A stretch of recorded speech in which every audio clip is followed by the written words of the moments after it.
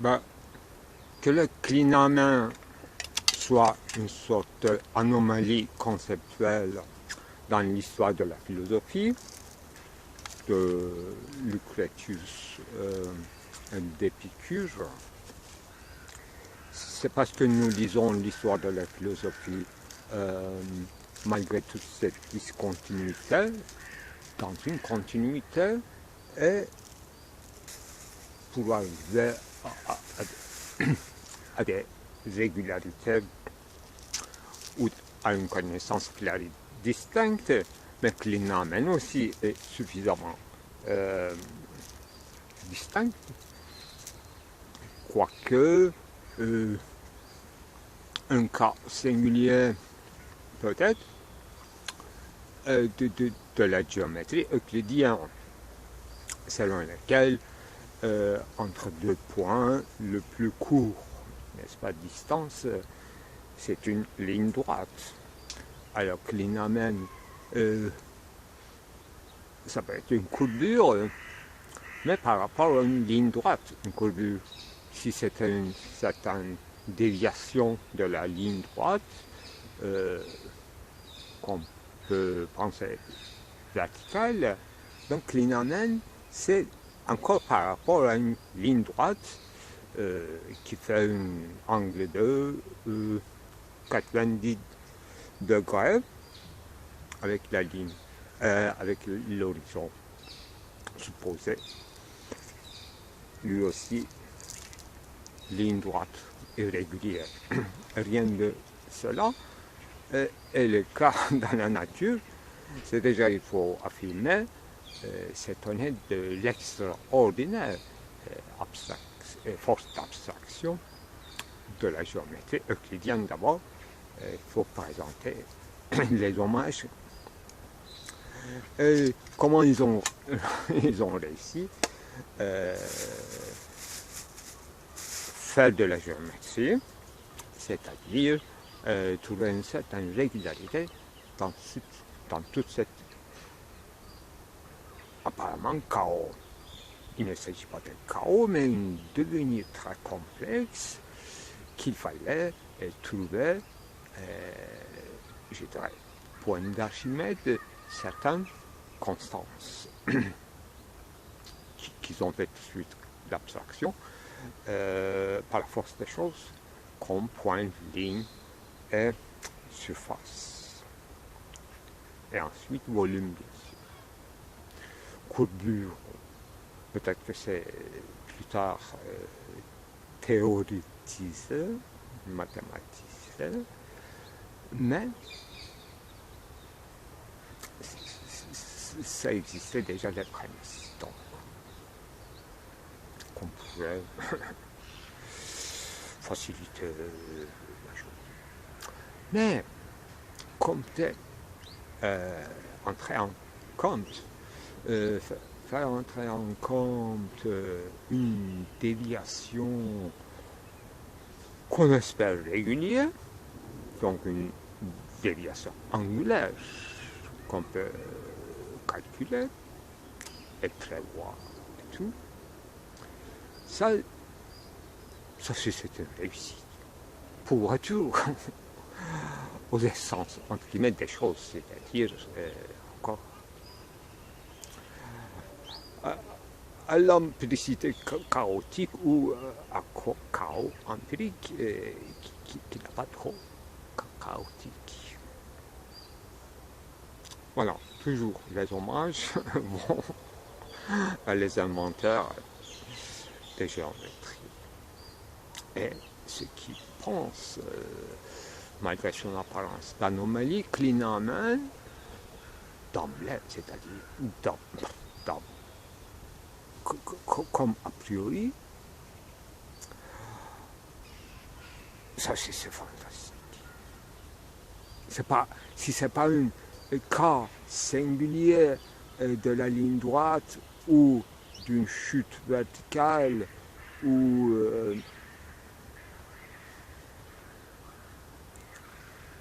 si c'était essentiel, encore on pense avec les thèmes de la métaphysique, essentiel et accidental, Si c'était d'emblée, d'abord comme essence, il y avait clinamen. S'il y avait clinamen, sinon rien. Jusqu'à ce point-là, si le clinamen qui était arché, la force motrice et tout, alors ça peut commencer à expliquer certaines choses,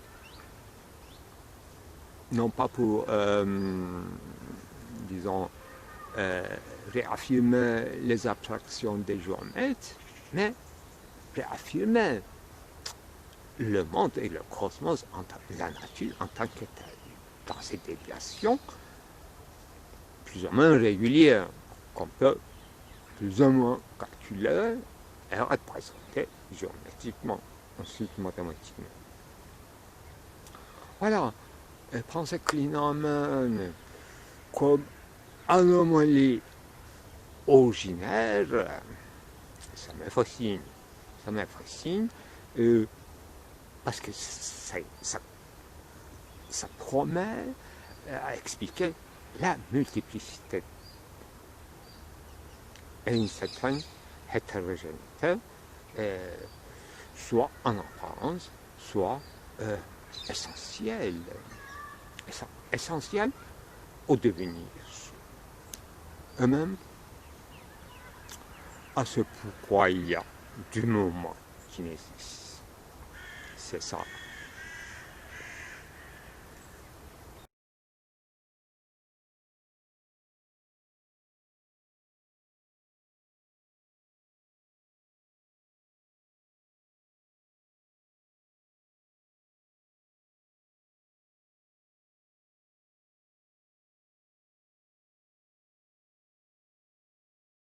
Et du clinamen au point de fuite, qui est supposé comme invention de Renaissance, surtout dans la représentation picturale, solidaire avec les idées de la géométrie euclidienne encore. Mais cette idée de point de fuite, ça me paraît intéressant comme clinamen. Point de fuite ou fuite, fugue, tout simplement. La chose compliquée et intrigante et qui a donné lieu autrement à l'art baroque aussi. Dans la Renaissance, effectivement, nous connaissons les présupposés représentation à l'échelle humaine, donc ce qui compte commence à ce qui représente le monde, ou bien le monde tel qu'il nous est représenté, et donc à partir d'une perspective, un point de fuite. Ça aussi c'est fascinant et un changement si vous voulez, radical et en contraste avec l'ancien art, surtout gothique de Moyen-Âge, qui était litanie de bizarreries psychico-architecturales, je dirais, enfermement monadique, hiérarchie, mais plutôt segmentarisation cellulaire,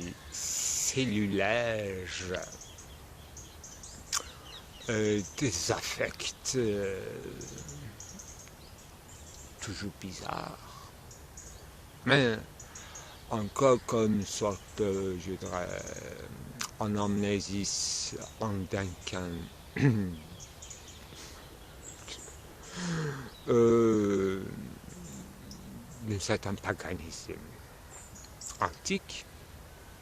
Donc la chose continue à s'intriguer, mais sous le concept de péché, subsumer sous le concept de péché, je dirais, et l'imagination travaille dans ses limites extraordinaires.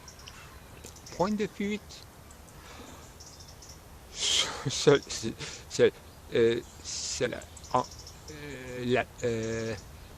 en plein air, respiration, un espoir de fuite, fuite devant le site, à l'intérieur des sites, au dehors, à un horizon lointain, mais encore parthèse extra parthèse qu'on peut parcourir. Et l'au-delà, les théories des nuages, n'est-ce pas, le ciel représenté aussi, qui fait partie de ce point de fuite. Dans l'art baroque, autrement, point de fuite, renoue ces liens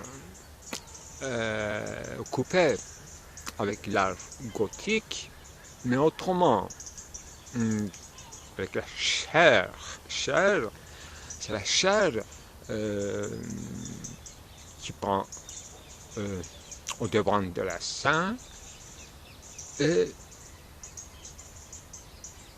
dans son parabole, hyperbole et possible proche d'échéance.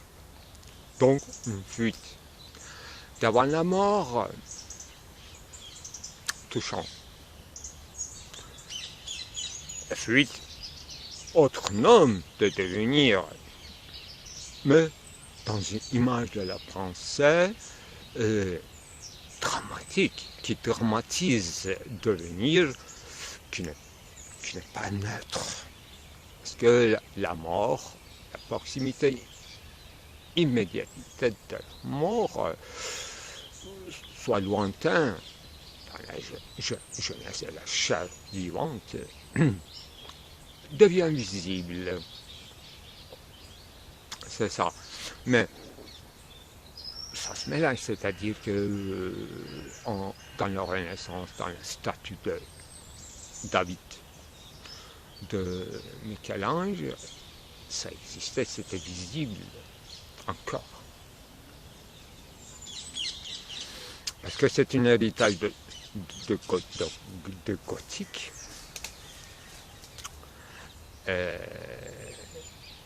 Affliction, douleur, les affects forts comme prétexte à la peinture. Fuite et attraper ce qui se fuit. C'est toute une autre guerre. Essayer de géométriser le chaos, ce qui fuit, ce qui est en devenir dans une clinamen, dans une géométrie, c'est autre chose. Et la fuite qui devient a priori, mais dans une affliction ou dans une représentation affligeante, c'est autre chose. Donc ce qui compte comme concept clé, ce qui prend la devant de la scène, c'est changer. Puis, mais il y aura autre changement, je suppose. Dans la considération, d'abord de clinamen, ensuite de fuite. Dans cette temporalité bizarre, c'est pour ça qu'on appelle dramatique. Qui suit apparemment une ligne droite de la naissance vers la mort, mais prend des labyrinthes, des dédales qu'il faut sonder et qu'on a besoin d'une plongeur de Delos. Encore Socrate.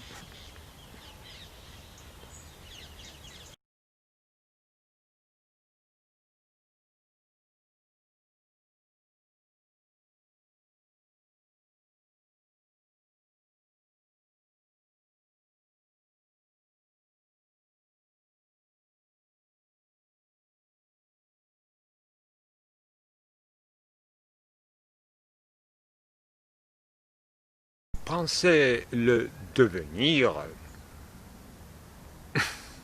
philosophiquement, métaphysiquement, kinésis, après Aristote, point, ligne,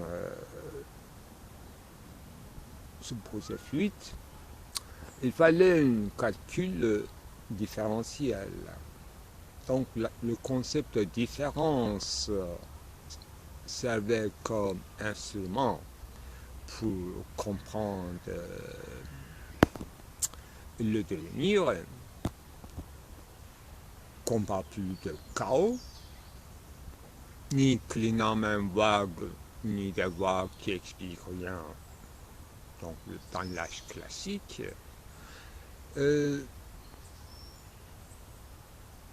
calcul différentiel, infinitésimal, une infinie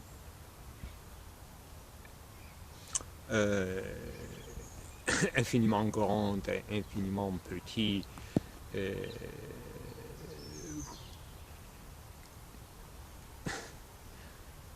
comment c'est pris en compte, sinon, à mon avis, il n'y aura pas d'idée au sens kantien du terme.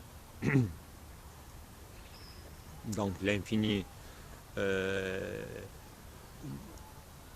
l'infini expliqué entrer dans la raison humaine avec l'idée d'infiniment grand et infiniment petit, donc microcosme, macrocosme, le cœur qui émute, le secret de l'imagination là caché qui travaille, et le ciel étoilé. Les deux ensemble, la loi morale et l'infini tel qu'il est pensé entrer dans l'idée de la raison chez Kant, sans encore un certain chaos régularisé à l'échelle humaine. L'évolution copernicienne de Kant, l'homme tel qu'il est capable, tel qu'il est limité. Donc c'est encore une continuation de renaissance dramatisée dans la morale. Liberté, libre arbitre, nécessité, c'est-à-dire absolument nécessaire et valable pour tout être supposé raisonnable, non seulement pour l'homme amphibologique.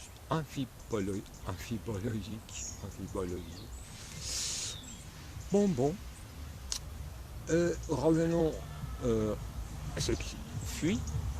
Ce qui fuit comme dans une autoroute à Baudrillard, une fuite, une circulation des biens, fuite devant le soir, devant la finalité, devant le telos, une vitesse au sens de Paul Virilio, c'est-à-dire qu'il ne faut pas s'arrêter. Il n'y a plus de départ, point d'arrivée, il n'y a plus de voyage, une fuite, un flux, fluxus,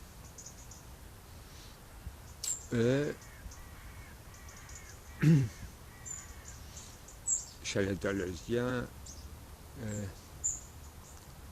voilà, disons, fluide.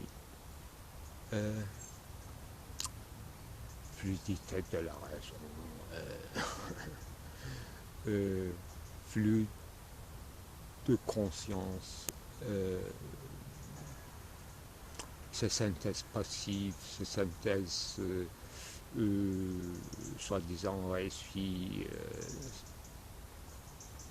et ce qui fuit de toute synthèse. Déjà, la dialectique hegelienne, c'est une sorte de trigonométrie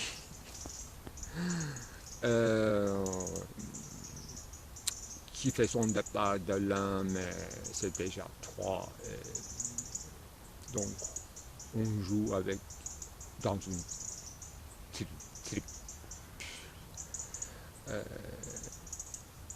triologie, ou plutôt trinitaire.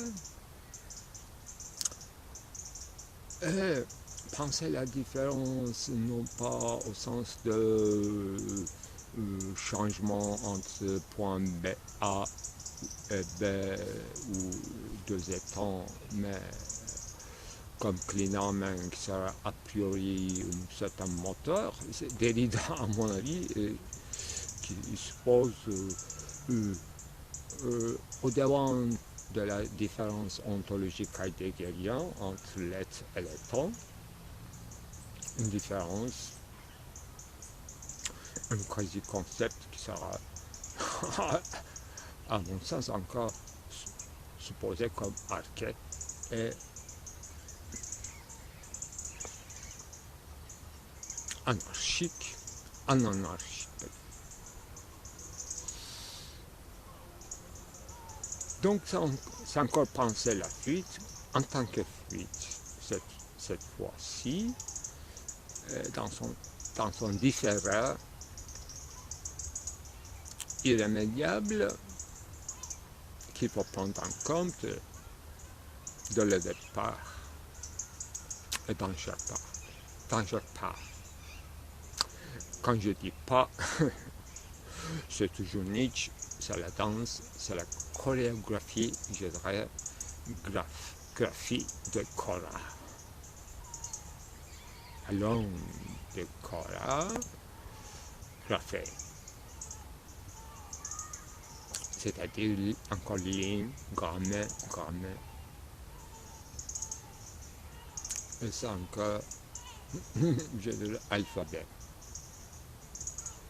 Qui nous fait parler plus ou moins dans une régularité, dans une idéation eidétique.